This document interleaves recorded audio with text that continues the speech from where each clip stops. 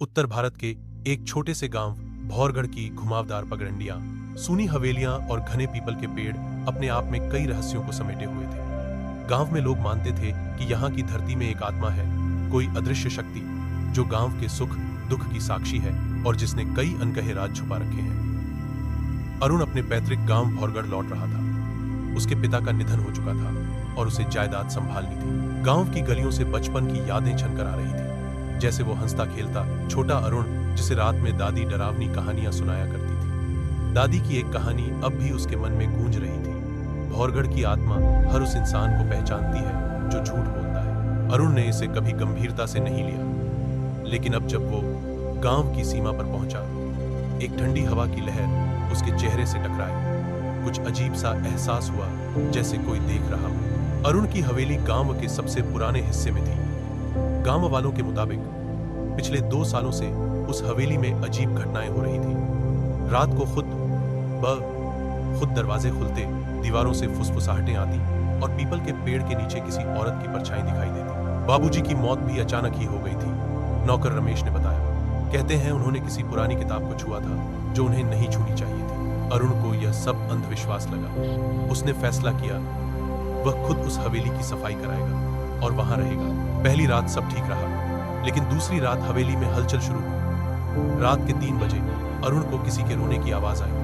वह उठा, टॉर्च लेकर पूरे घर का मुआयना किया, पर कोई नहीं मिला। तीसरी रात उसे अपने पिता की लाइब्रेरी में एक बंद अलमारी मिली, जिस पर लाल स्याही से कुछ लिखा था। सच से नजरें चुराओगे तो आत्मा खुद सामने आएगी। उसने अलमारी खोली। अंदर एक पुरानी डायरी थी, उसके दादा की। डायरी में एक जगह लिखा था, 1952 में गांव के 5 बुजुर्गों ने एक फैसला किया जो आज भी गांव की आत्मा को बेचैन करता है। हमने एक निर्दोष लड़की को डायन कहकर जिंदा जला दिया था। उसका नाम था चंपा।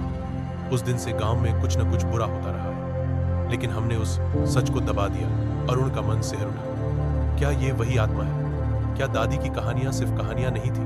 उस रात अरुण को सपना आया, एक लड़की सिर पर चादर ओढ़े उसकी तरफ बढ़ रही थी। वह बोल रही थी, मुझे इंसाफ चाहिए, मेरे दोषी अब भी जिंदा है। अगली सुबह अरुण ने गांव के मंदिर के पुजारी से बात की। उन्होंने बताया, भले लोग मानते हैं कि आत्माएं शांति चाहती हैं, लेकिन चंपा की आत्मा इंसाफ चाहती है। उसे गलत तरीके से मारा गया। उसके दोषियों में से एक अब भी जिंदा है, गांव का पूर्व सरपंच हरि सिंह। अरुण हरि सिंह से मिलने गया। उसने डायरी दिखाई। हरि सिंह ने डायरी देखकर इनकार किया। यह सब झूठ है, वो लड़की डायन थी, हमने गांव की भलाई के लिए किया था। अरुण ने उसे पुलिस में देने की धमकी दी। रात को हवेली में फिर अजीब घटनाएं हुई। इस बार साफ दिख रहा था कि परछाई हरि सिंह के इर्द गिर्द घूम रही थी। अगली सुबह खबर आई, हरि सिंह की संदिग्ध हालत में मौत हो गई थी। हरि सिंह की मौत के बाद गांव में शांति लौट आई। अरुण ने चंपा की आत्मा की शांति के लिए गांव के बीच एक छोटा मंदिर बनवाया। डायरी को गांव की लाइब्रेरी में सुरक्षित रख दिया गया ताकि अगली पीढ़ी सच्चाई जान सके।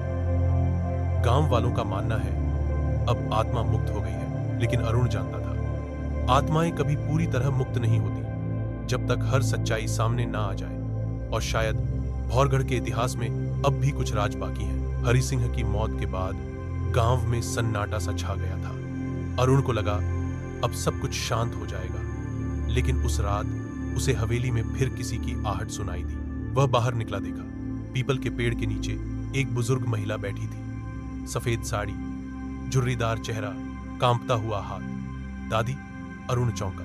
मैं चंपा की बहन हूं, उस महिला ने कहा।